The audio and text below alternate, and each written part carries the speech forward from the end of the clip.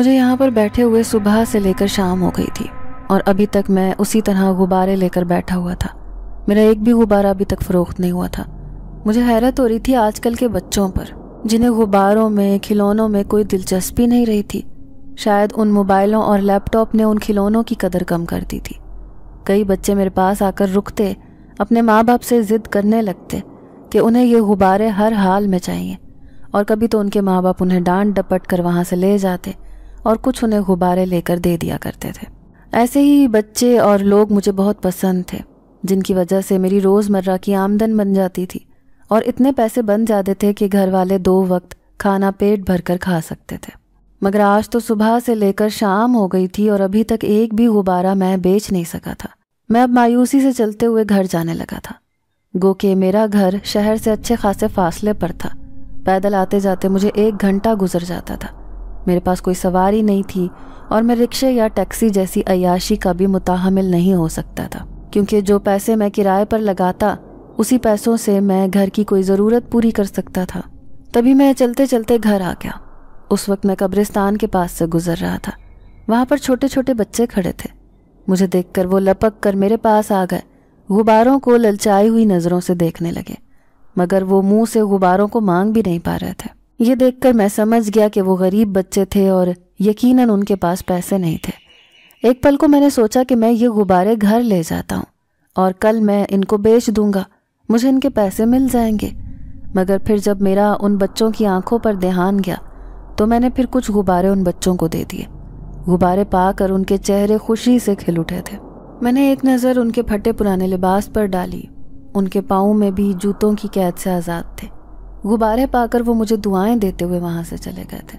ان کے چہرے پر خوشی دیکھ کر میرا دل بھی اطمینان سے بھر گیا تھا، اور میں دل ہی دل میں سوچے جا رہا تھا کہ آج تو گھر میں کھانے کو کچھ بھی نہیں تھا، اور اب تو میرے پاس پیسے بھی اتنے نہیں ہیں کہ میں کچھ کھانے کو لے جاؤں۔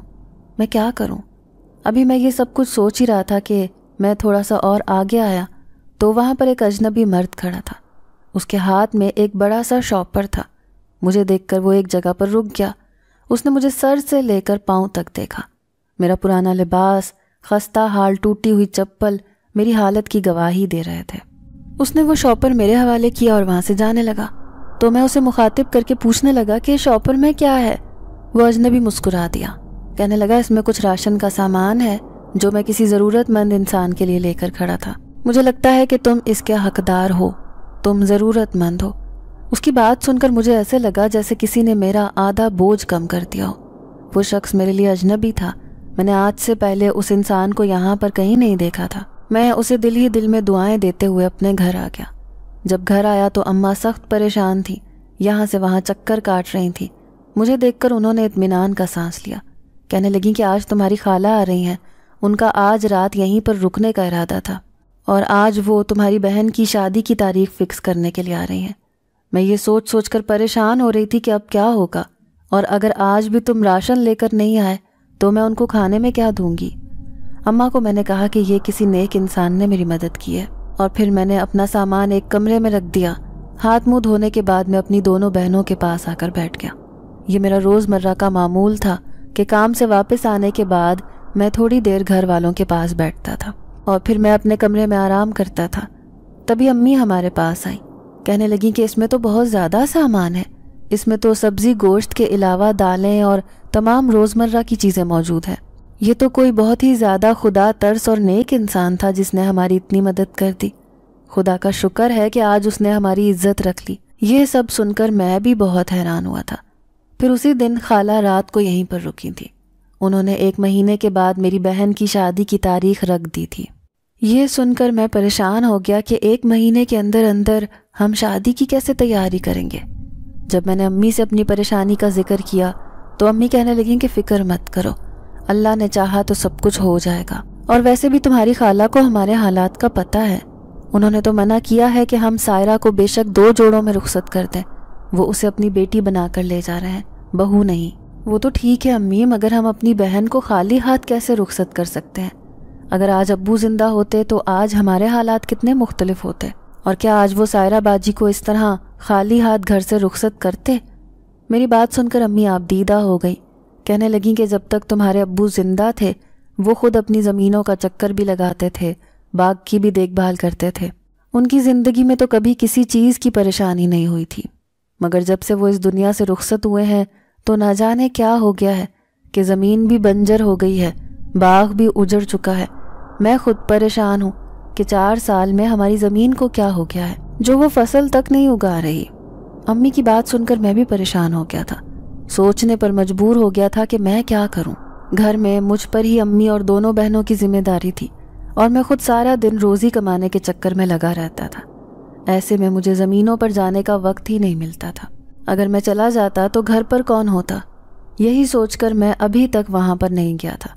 मैं अब सोच रहा था कि बहन की शादी से पहले पहले मैं इन ज़मीनों को बेच दूँ, इससे जो पैसे हासिल हो जाएं उन्हें मैं इस्तेमाल में ला सकूँ। इस बार जब मुंशी साहब आए थे तो जब उनसे अम्मी ने उन ज़मीनों को बेचने का जिक्र किया तो वो कहने लगे कि अभी आप सब्र कर जाएं, अभी मैं अपने तरीके इस्तेमाल कर रहा हूँ, हो सकता है कि वो ज़मीन फसल उगाने के काबिल हो जाए, आप अभी उनको बेचने की कोशिश ना करें।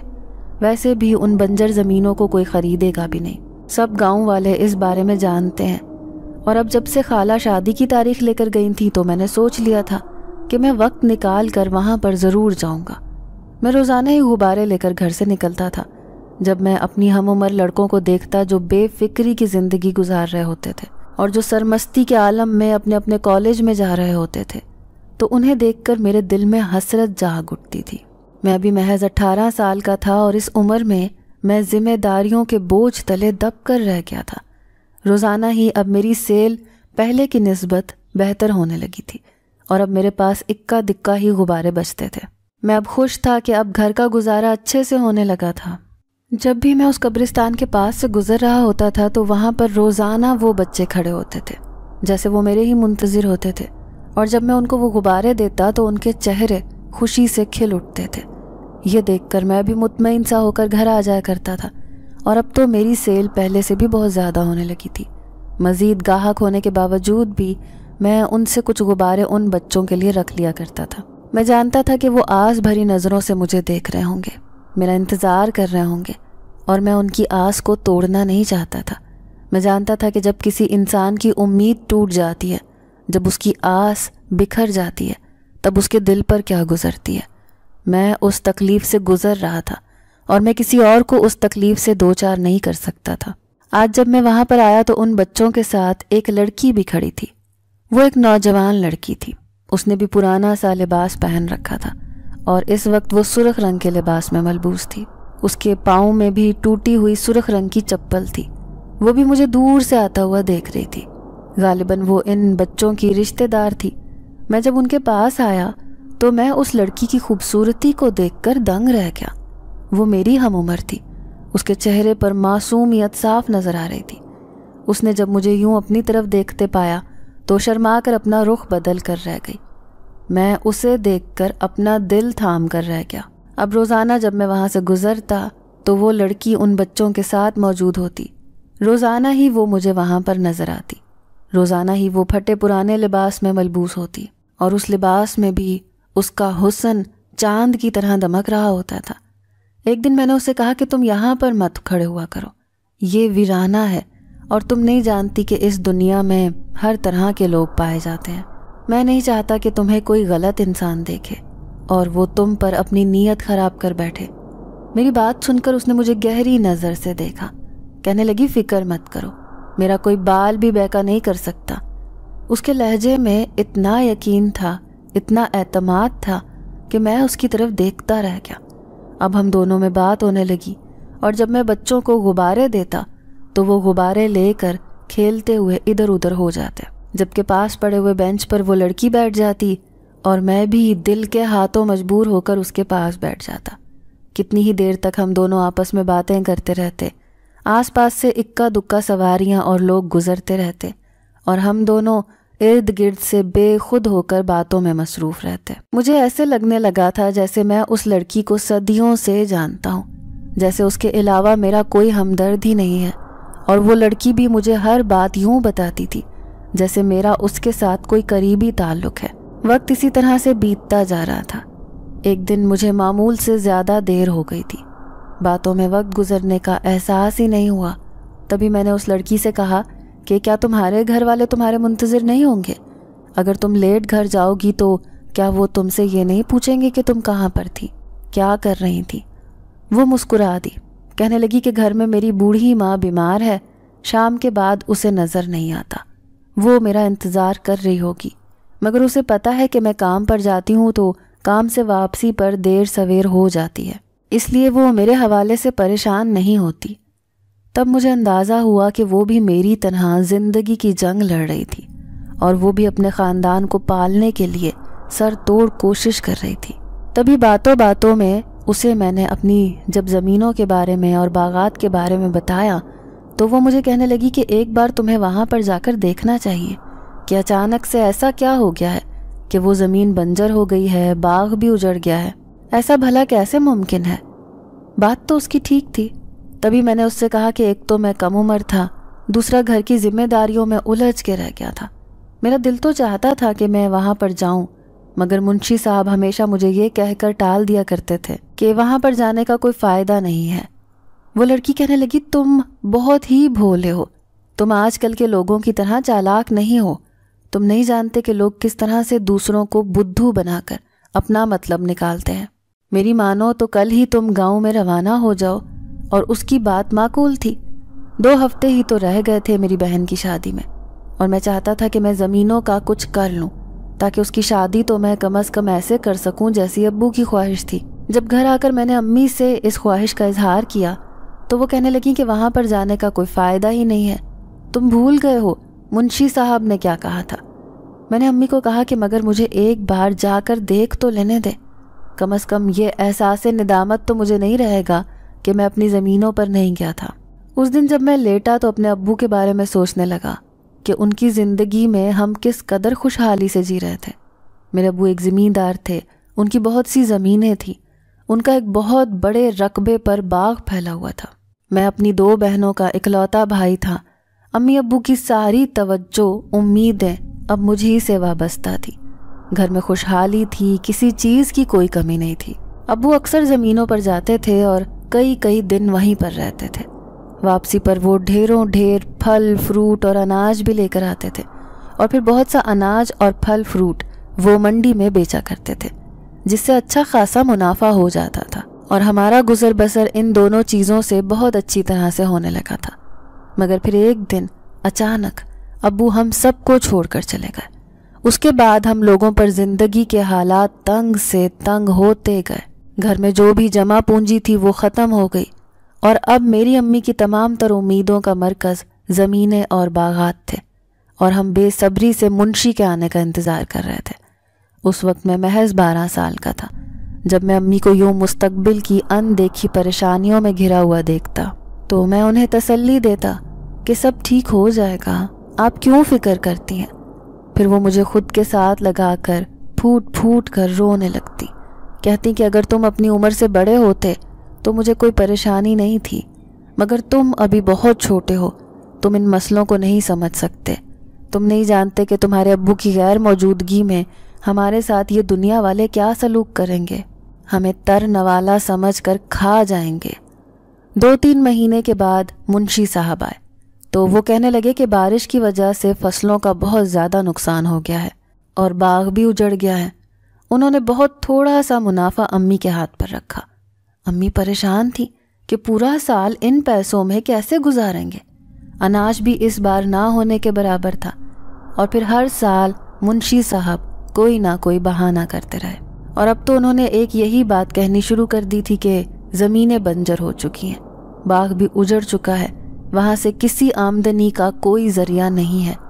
وہ جانتے تھے کہ میں اپنی عمر سے بہت چھوٹا ہوں، اور میں تو کبھی بھی ان کے اس جھوٹ کو پکڑنے کے لیے وہاں پر نہیں جاؤں گا، اور امی بھی ایک گھریلو خاتون تھی۔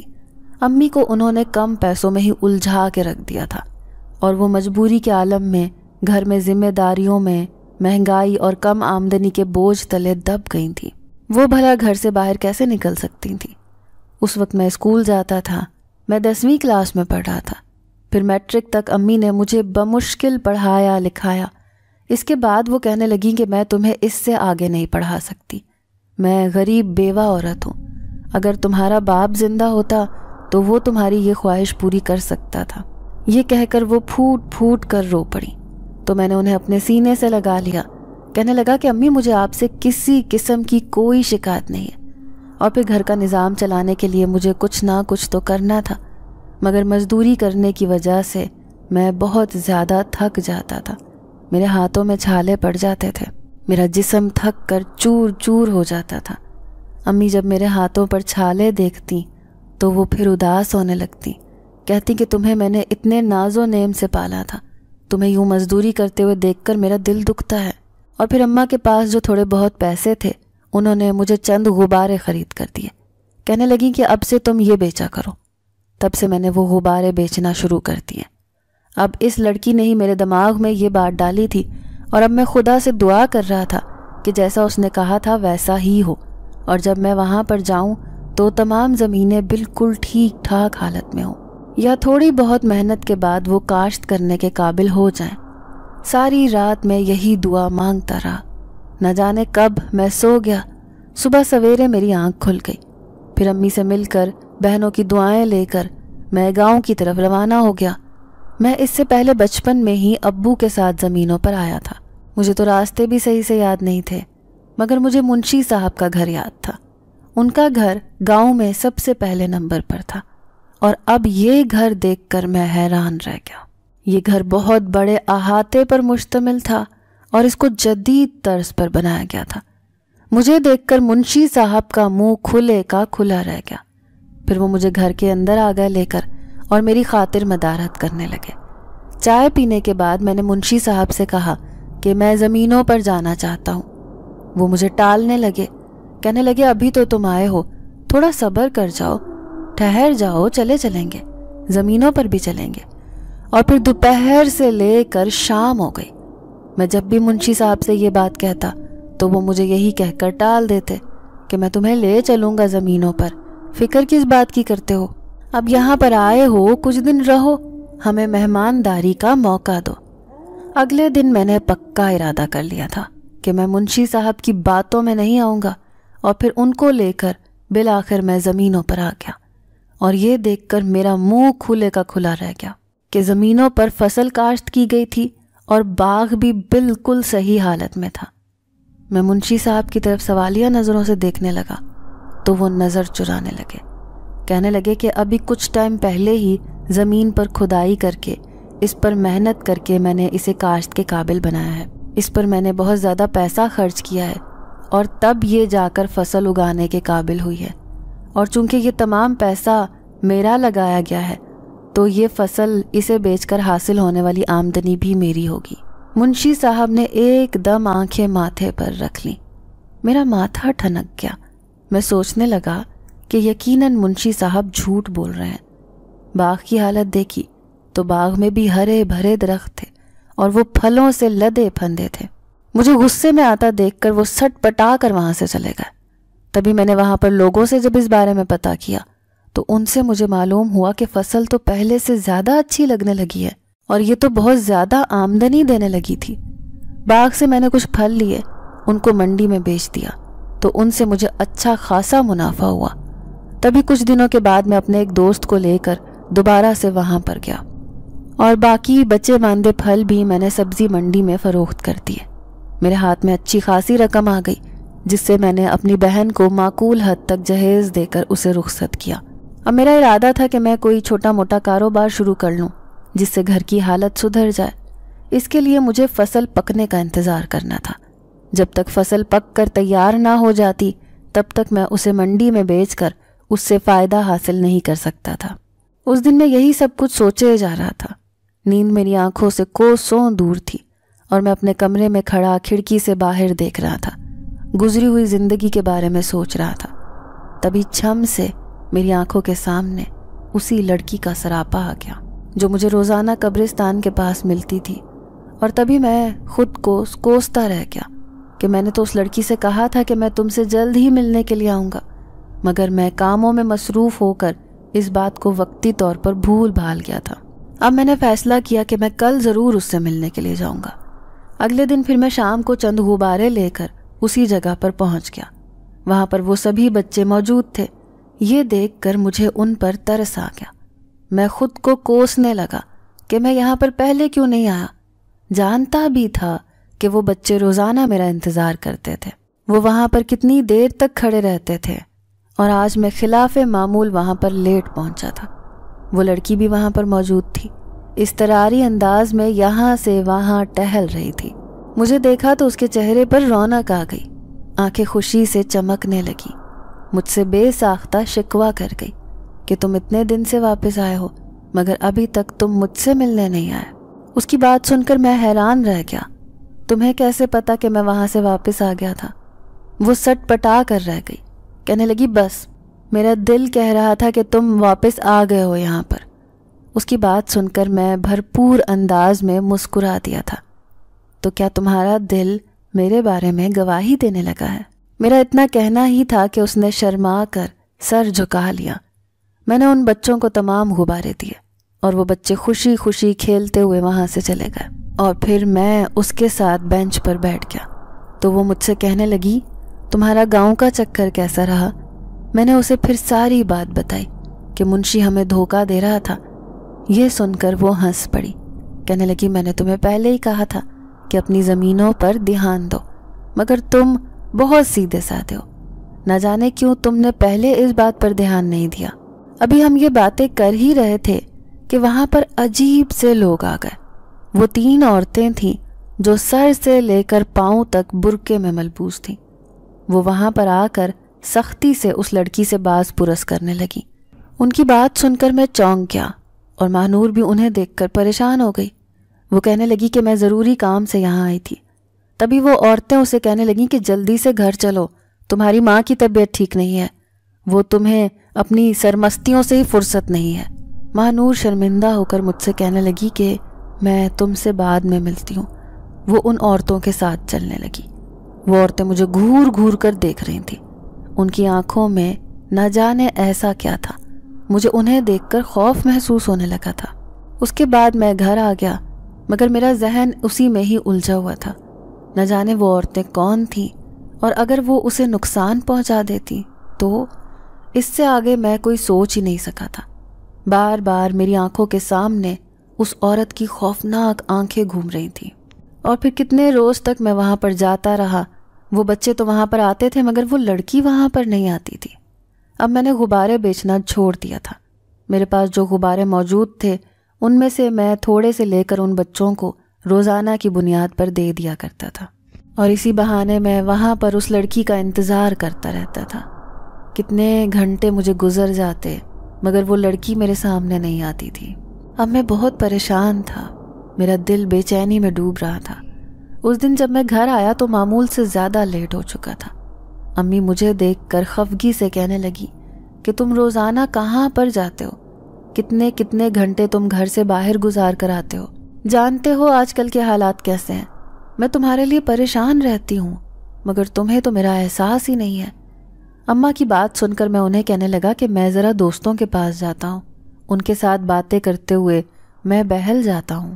اماں کہنے لگیں کہ بے شک تم دوستوں میں جاؤ مگر تم گھر جلدی آ جایا کرو، جانتے ہو کہ میں تمہاری وجہ سے پریشان ہو جاتی ہوں۔ تب اماں کی بات سن کر میں چپ ہو گیا۔ انہیں کہنے لگا کہ میں دوبارہ آپ کو شکایت کا موقع نہیں دوں گا، اب میں جلد ہی گھر واپس آ جاؤں گا۔ اماں نے بھی پھر خاموشی سے سر جھکا دیا۔ اب اگلے دن جب میں وہاں پر گیا تو وہ لڑکی کہیں بھی نہیں تھی۔ اب میں نے ان میں سے قدرے سمجھدار بچے کو روکا، اس سے کہنے لگا کہ مجھے یہ بتاؤ تمہاری ماہنور آپی کہاں پہ پڑی ہیں؟ وہ بچہ سٹ پٹا گیا، کہنے لگا کہ ہمیں آپ کو ماہنور جی کے بارے میں بتانے کی اجازت نہیں ہے۔ یہ بھلا کیا بات ہوئی؟ تم مجھے اس کے بارے میں کیوں نہیں بتا سکتے؟ پھر وہ ڈر کے مارے وہاں سے بھاگ گیا، مگر میں اس کی اس بات سے الجھ کر رہ گیا تھا۔ اس بچے کی بات کا آخر کہنے کا مقصد کیا تھا؟ اگلے دن جب میں وہاں پر گیا تو پھر سے میں نے اس بچے کو مخاطب کیا اور وہ کہنے لگا کہ انکل میں نے آپ کو کل بھی بتایا ہے کہ ماہنور باجی کے بارے میں ہمیں آپ سے بات کرنے کی اجازت نہیں ہے۔ تب میں نے ان سے کہا کہ آپ کو کس نے منع کیا ہے کہ آپ مجھ سے ماہنور باجی کے بارے میں بات نہیں کر سکتے؟ تب وہ کہنے لگا کہ اس دن یہاں پر جو عورتیں آئی ہوئی تھیں ان عورتوں نے ہمیں سختی سے منع کیا ہے کہ آئندہ ماہنور باجی یہاں پر نہیں آئیں گی اور نہ ہی ہم آپ سے ان کے بارے میں کوئی بات کریں گے۔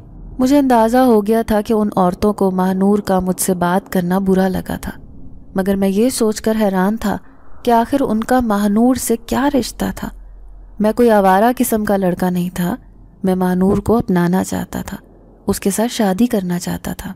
یہی بات سوچ کر میں نے فیصلہ کیا کہ میں وہاں پر جاؤں گا اور میں ان لوگوں سے ماہنور کا ہاتھ مانگ لوں گا، اور میں امی کو اس بارے میں بتانا چاہتا تھا، مگر پہلے میں ان لوگوں کی رائے لینا چاہتا تھا، اس کے بعد ہی امی کو میں اس سب میں ملوث کرنا چاہتا تھا۔ اور ابھی تک تو مجھے یہ بھی نہیں پتا تھا کہ ماہنور رہتی کہاں پر تھی اور اس کا گھر کہاں پر تھا۔ جب تک میں یہ بنیادی معلومات نہ لے لیتا، میں امی کو کیسے ساتھ لے کر جا سکتا تھا؟ پھر میں اگلے دن جب وہاں پر گیا تو تھوڑی ہی دیر کے بعد بچے اچھلتے کودتے ایک طرف چلنے لگے۔ میں بھی کچھ فاصلہ رکھ کر ان کے پیچھے پیچھے جانے لگا۔ اب وہ قبرستان کی حدود سے نکل چکے تھے، اس سے آگے ویران راستہ تھا، دور دور تک کوئی آبادی نہیں تھی۔ ماہنور نے مجھے بتایا تھا کہ جنگل سے اس پار ان کی آبادی تھی۔ میں کبھی بھی اس طرف نہیں آیا تھا، نہ ہی کبھی مجھے یہاں پر جانے کا اتفاق ہوا تھا، مگر اب ماہنور کی وجہ سے میں نے اس جنگل میں جانے کا فیصلہ کر لیا تھا۔ یہاں جگہ جگہ پر درخت لگے ہوئے تھے۔ میں درختوں کی اوٹ میں ہوتا ہوا، بچوں کا پیچھا کرتا ہوا وہاں تک جا رہا تھا۔ میں یہ دیکھنا چاہتا تھا کہ ان لوگوں کے گھر کس طرف آباد ہے، کیونکہ مجھے اس بارے میں کچھ بھی اندازہ نہیں تھا۔ مغرب کا اندھیرا بھی پھیلنے والا تھا، مگر آج میں صرف وہ جگہ دیکھنا چاہتا تھا، اور پھر کل جا کر میں باقاعدہ ماہنور کا ان لوگوں سے ہاتھ مانگ لیتا۔ وہ لوگ جنگل کی حدود میں داخل ہو گئے تھے، میں بھی ان کے پیچھے پیچھے تھا۔ وہ بچے آپس میں اٹکھیلیاں کرتے ہوئے جا رہے تھے، اور پھر ایک دم میں نے ایک عجیب منظر دیکھا۔ دیکھتے ہی دیکھتے وہ بچے میری آنکھوں کے سامنے سے غائب ہو گئے۔ میں حیران پریشان رہ گیا، یہاں سے وہاں بھاگنے لگا، آنکھیں مسل کر دیکھنے لگا، مگر یہاں پر تو کوئی بھی نہیں تھا۔ میں یہ سوچ کر حیران ہو رہا تھا کہ اچانک سے وہ بچے کہاں پر غائب ہو گئے، میری نظروں کے سامنے سے دیکھتے ہی دیکھتے اوجھل ہو گئے۔ میں اب اندازے سے ایک طرف چلنے لگا، اب ہر طرف اندھیرا پھیل چکا تھا، ہاتھ کو ہاتھ سجائی نہیں دے رہا تھا۔ تبھی میں دائیں طرف چلنے لگا۔ تھوڑی دیر کے بعد ہی میں جنگل کی حدود سے نکل چکا تھا۔ یہاں پر جگہ جگہ پر کچھ فاصلے پر گھر موجود تھے، جہاں سے ہلکی ہلکی روشنی باہر آ رہی تھی۔ یہ دیکھ کر میں نے اطمینان کا سانس لیا کہ یہاں پر آبادی موجود تھی۔ پھر میں ایک طرف چلنے لگا تو ایک دروازے پر میں نے دستک کے لیے ہاتھ آگے بڑھایا، تو یہ سوچ کر میں نے خود کو روک لیا کہ اگر میں ماہنور کے بارے میں کیا بتاؤں گا۔ یہ لوگ گاؤں میں رہنے والے تھے، چھوٹی سوچ کے مالک تھے۔ یہ بھی ہو سکتا تھا کہ اگر میں ماہنور کے بارے میں کوئی بات کرتا تو وہ بدنام ہو کر رہ جاتی، اسے لوگوں کے سوالوں کے جواب دینے پڑتے کہ میں کون ہوں اور میرا اور اس کا کیا تعلق ہے اور میں اسے کیسے جانتا ہوں۔ میں ابھی انہی سوچوں میں گم تھا جب دروازہ خود بخود کھل گیا اور اندر سے کسی بوڑھی عورت کی آواز سنائی دی کہ جو کوئی بھی ہو اندر چلے آؤ۔ تب میں نے گلا کھنکار کر اس بوڑھی عورت کو مخاطب کیا، کہنے لگا کہ میں ایک ضروری کام سے آیا ہوں، مجھے کسی کے بارے میں معلومات لینی ہے۔ وہ بڑھیا کہنے لگی کہ میں بیمار عورت ہوں، گھر میں میرے علاوہ کوئی بھی نہیں ہے، تم گھر میں چلے آؤ، مجھے بتاؤ کہ تمہیں کیا چاہیے، کس بارے میں تمہیں معلومات لینی ہے۔ پھر میں اس گھر کے اندر داخل ہو گیا، جس کمرے سے عورت کی آوازیں آ رہی تھیں۔ میں وہاں پر گیا تو یہ دیکھ کر میں حیران پریشان رہ گیا کہ وہاں پر کوئی بھی نہیں تھا، مگر آواز بدستور آ رہی تھی۔ وہ کمرہ چھوٹا سا چوکور شکل میں تھا، اس میں کوئی سامان نہیں تھا، نہ ہی کمرے میں کوئی تہخانہ تھا، نہ ہی کوئی اور کمرہ تھا۔ تو میں یہ سوچ کر حیران ہو رہا تھا کہ آواز کہاں سے آ رہی تھی۔ وہ بڑھیا کہنے لگی کہ ادھر ادھر کیا دیکھ رہے ہو، اوپر دیکھو۔ اس کی بات سن کر جب میں نے چھت کی طرف دیکھا تو خوف سے میری آنکھیں پھٹی کی پھٹی رہ گئی۔ وہ بڑھیا چھت کے ساتھ لٹکی ہوئی تھی، اور جب اس کو دیکھ کر میں خوف زدہ ہو گیا تو وہ زور زور سے ہنسنے لگی، کہنے لگی کیا بات ہے، تم ڈر کیوں گئے ہو؟ پھر دیکھتے ہی دیکھتے وہ زمین پر اتر آئی۔ وہ بہت ہی زیادہ خوفناک تھی۔ تبھی وہ خوفناک تیور لیے میری طرف بڑھنے لگی۔ میں یہ دیکھ کر ڈر گیا اور گھر سے بھاگا، مگر وہ بڑھیا تیز رفتاری سے میرے پیچھے بھاگ رہی تھی۔ میں بھاگتے بھاگتے جنگل میں نکل آیا۔ میں کبھی سوچ بھی نہیں سکتا تھا کہ زندگی میں اس قدر خوفناک منظر بھی مجھے دیکھنے کو مل سکتا ہے۔ اچانک ہی مجھے زوردار ٹھوکر لگی اور وہ بڑھیا میرے سر پر پہنچ چکی تھی کہ اچانک سے اس نے میرے منہ پر ایک زوردار تھپڑ مارا۔ اس تھپڑ میں اس قدر شدت تھی کہ میری آنکھوں کے سامنے اندھیرا چھا گیا اور میں ہوش و حواس سے بیگانہ ہو گیا۔ جب میری آنکھ کھلی تو میں یہ دیکھ کر حیران رہ گیا کہ میں اسی بینچ پر بیٹھا ہوا تھا جہاں پر میں اکثر اس لڑکی سے ملتا تھا، اور اس وقت میرے آس پاس کوئی بھی نہیں تھا۔ وہ بڑھیا مجھے کہیں بھی نظر نہیں آ رہی تھی۔ خوف سے میرا برا حال ہو چکا تھا۔ مجھے اندازہ ہو گیا تھا کہ میں کسی نادیدہ ہستی کے جال میں پھنس گیا تھا، اور یہ شکر تھا کہ میں زندہ تھا، مگر سوال یہ تھا کہ میں یہاں تک کیسے پہنچا۔ وہ تو مجھے مارنے والی تھی، تو پھر اس نے مجھے کیسے چھوڑ دیا؟ اسے مجھ پر کیسے ترس آ گیا؟ میں جب گھر میں آیا تو بخار میں بری طرح سے تپ رہا تھا۔ میرے چہرے کے تاثرات دیکھ کر امی پریشان ہو گئیں۔ مجھ سے کہنے لگیں کہ تمہیں کیا ہوا ہے؟ تم اتنے حواس باختہ کیوں لگ رہے ہو؟ امی کو میں نے کچھ بھی نہیں بتایا۔ جانتا تھا کہ اگر انہیں میں نے کچھ بتایا تو وہ پریشان ہو جائیں گی، اور میں اپنی امی کو پریشان نہیں کرنا چاہتا تھا۔ کمرے میں آنے کے بعد بھی وہ بوڑھی عورت میرے حواسوں پر سوار رہی۔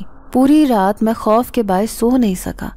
جب میں سونے کے لیے آنکھیں بند کرتا تو اس بڑھیا کا چہرہ میری آنکھوں کے سامنے آ جاتا، اور میں پھر بوکھلا کر اپنی آنکھیں کھول لیتا۔ اس کے بعد میری وہاں پر جانے کی ہمت ہی نہیں ہوئی۔ میں جانتا تھا کہ وہ بچے میرا انتظار کر رہے ہوں گے، مگر میں قبرستان سے اس قدر دہشت زدہ اور خوف زدہ ہو گیا تھا کہ وہاں پر جانے کا سوچ کر ہی میرے رونگٹے کھڑے ہو جاتے تھے۔ اور پھر انہی دنوں گاؤں سے مزارے کی کال آ گئی۔ اس کا کہنا تھا کہ فصل بس پکنے کو تیار ہو چکی ہے، اب مجھے گاؤں جانا چاہیے۔ اگلے دن میں گاؤں میں روانہ ہو گیا۔ کچھ دن وہاں پر رہا تو فصل کی کٹائی کے بعد میں پھر فصل لے کر منڈی میں بیچنے کے لیے آ گیا، اور پھر جس قدر منافع میرے ہاتھ آیا اسے دیکھ کر میری آنکھیں پھٹی کی پھٹی رہ گئیں۔ میرے دل سے منشی کے لیے بد دعائیں نکلی تھیں۔ مجھے اس پر بہت زیادہ غصہ تھا۔ میں چاہتا تھا کہ اس پر فراڈ کا کیس کر دوں، مگر امی نے مجھے یہ کہہ کر روک دیا کہ وہ ہمارے پرانے ملازم ہیں، اس کا معاملہ اللہ پر چھوڑ دو، اللہ خود اس سے نمٹ لے گا۔ اور امی کے کہنے پر ہی میں نے پھر دوبارہ سے نہ کبھی منشی سے بات کی تھی، نہ ہی کبھی میں دوبارہ اس کے گھر میں گیا تھا۔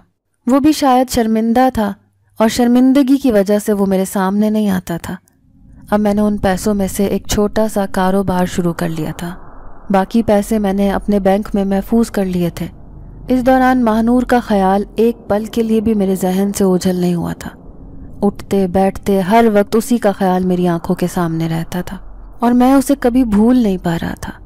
بہت بار میرا جی چاہا کہ میں وہاں پر دوبارہ جاؤں، مگر پھر جب مجھے ان عورتوں کا رد عمل یاد آیا تو پھر میں نے اپنے جذبات کو قابو میں پا لیا۔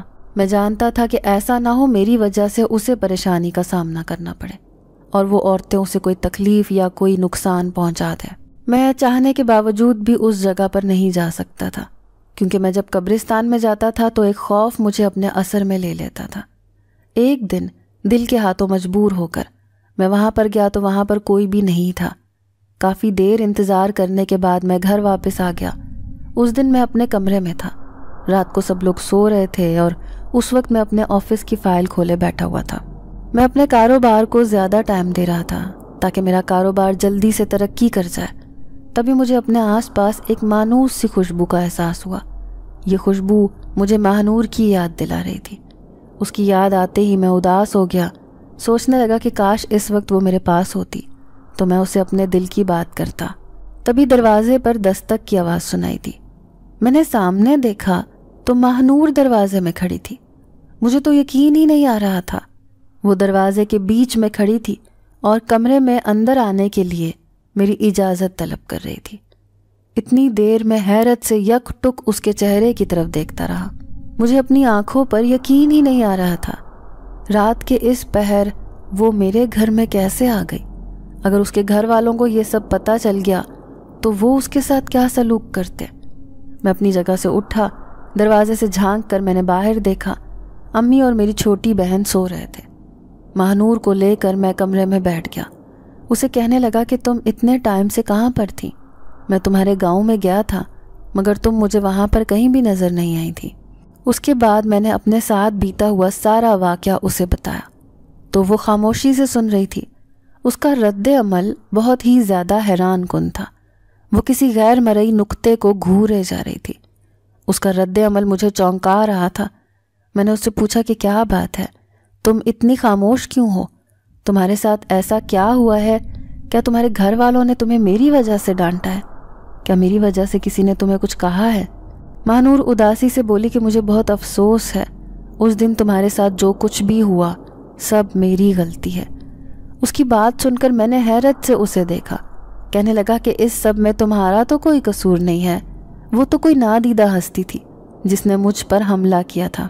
تب وہ کہنے لگی کہ مجھے تمہیں اپنے بارے میں سچ سچ پہلے ہی بتا دینا چاہیے تھا۔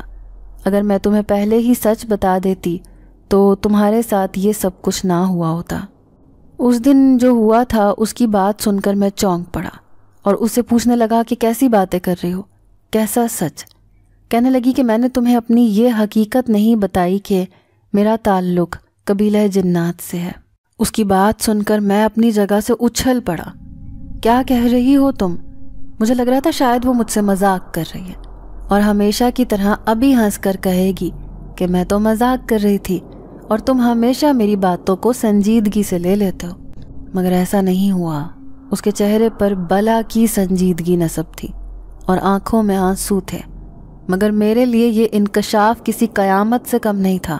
میں تو اسے سب سے زیادہ چاہتا تھا جس سے میں نے اس قدر محبت کی تھی۔ وہ لڑکی انسان نہیں بلکہ جن ذاتی تھی، اور تب میں نے اس سے شکوہ کر دیا کہ تمہیں یہ بات مجھے بہت پہلے بتا دینی چاہیے تھی۔ میں تمہیں اپنے دل کی گہرائیوں سے چاہنے لگا ہوں، اب مجھے بتاؤ کہ میں کیا کروں؟ مجھے یہ بتاؤ کہ تم مجھے سب کچھ پہلے کیوں نہیں بتایا؟ اپنے بارے میں مجھے تفصیل سے بتاؤ کہ تم یہاں پر کب سے رہ رہی ہو۔ وہ کہنے لگی کہ ہم کئی سالوں سے یہاں پر رہ رہے ہیں۔ میرا تعلق غریب جنات کے قبیلے سے ہے۔ جو بچے تمہارے پاس غبارے لینے کے لیے جاتے تھے ان میں سے چند میرے بھائی کے بچے تھے۔ وہ روزانہ یہاں پر آتے تھے، تم سے غبارے لے جاتے تھے۔ میں اس بات پر حیران تھی کہ آخر انہیں یہ غبارے کون دیتا ہے، جبکہ ان کے پاس تو پیسے بھی نہیں ہوتے۔ اس دن میں یہی دیکھنے کے لیے یہاں پر آئی تھی، اور جب میں نے تمہیں دیکھا تو میں تمہیں دیکھتے ہی تم پر عاشق ہو گئی۔ تم مجھے پہلی ہی نظر میں پسند آ گئے تھے۔ تبھی میں تمہیں اپنی اصلیت نہیں بتا سکی کہ کہیں تم مجھے چھوڑ نہ دو، مجھ سے ڈر نہ جاؤ۔ اور پھر میری اس دن بھابھی اپنی سہیلیوں کے ساتھ یہاں سے گزر رہی تھی، ان کی مجھ پر نظر پڑی اور پھر انہوں نے بھائی جان کو ساری بات بتا دی کہ میں کسی آدم ذات سے چھپ چھپ کر ملنے جاتی ہوں۔ اس کے بعد بھائی جان نے میرا گھر سے نکلنا بند کر دیا۔ ان کا کہنا تھا کہ مجھے انسانوں سے فاصلے پر رہنا چاہیے کیونکہ انسان بہت خطرناک ہوتے ہیں۔ تب بھائی نے بچوں کو بھی گھر سے نکلنے پر پابندی لگا دی، مگر بچے تو پھر بچے ہوتے ہیں۔ اکثر جب بڑے ادھر ادھر ہوتے تو وہ چھپ کر باہر آ جاتے، اور بچوں کی زبانی ہی مجھے معلوم ہوا تھا کہ تم میرے لیے پریشان تھے۔ تم ان سے میرے بارے میں پوچھتے تھے، تبھی میرا بہت دل چاہتا تھا کہ میں تم سے ملوں، تمہیں اپنی آنکھوں کے سامنے دیکھوں، مگر میں اپنی اس خواہش کو پورا کرنے سے قاصر تھی۔ اور اس دن جب تم وہاں پر آئے تھے تو تمہاری خوشبو سے ہی میں نے تمہیں پہچان لیا تھا، اور میں تمہاری خوشبو کے ذریعے سے ہی تم تک پہنچی تھی۔ اگر میں اس وقت وہاں پر نہ آتی تو وہ کالی چڑیل تمہیں نقصان پہنچا سکتی تھی۔ میں نے ہی تمہیں اس کے چنگل سے چھڑوایا تھا اور تمہیں یہاں پر بھی چھوڑ کر گئی تھی، اور اب میرے قبیلے والوں نے مجھے واپس جانے کا حکم دے دیا ہے۔ اب میں اپنے قبیلے میں واپس جا رہی ہوں۔ میں اب انسانی دنیا میں نہیں رہ سکتی، نہ ہی میں اب کبھی دوبارہ تم سے مل سکتی ہوں۔ اس کی آنکھوں میں آنسو تھے۔ اس کی بات سن کر مجھے بھی یوں محسوس ہو رہا تھا جیسے کسی نے میرے جسم سے جان نکال لی ہو۔ اس کے بغیر رہنے کا تصور ہی میرے لیے سہانے روح تھا۔ میں نے اس کے لیے کیا کچھ نہیں سوچ لیا تھا، مگر اب جب اس نے بتایا کہ وہ مجھ سے جدا ہونے والی ہے تو مجھے اپنی جان نکلتی ہوئی محسوس ہو رہی تھی، اور پھر وہ مجھ سے رخصت ہو گئی، مگر اپنی یادیں میرے پاس چھوڑ گئی تھی۔ آج میرے پاس سب کچھ ہے۔ میں ایک کامیاب بزنس مین ہوں، میری زمینیں بھی وسیع رقبے پر پھیلی ہوئی ہیں، مگر میرا دل آج بھی خالی ہے۔ آج بھی اس جن زادی کی محبت کی جگہ کوئی اور نہیں لے سکا۔ میری بیوی بہت اچھی ہے، میرے 2 پیارے پیارے بچے ہیں، زندگی مکمل ہے، ماں بہنیں سب مجھ سے بہت خوش ہیں، مگر اس کے باوجود بھی میری زندگی میں ایک خلا ہے جو شاید کبھی پر نہیں ہو سکتا۔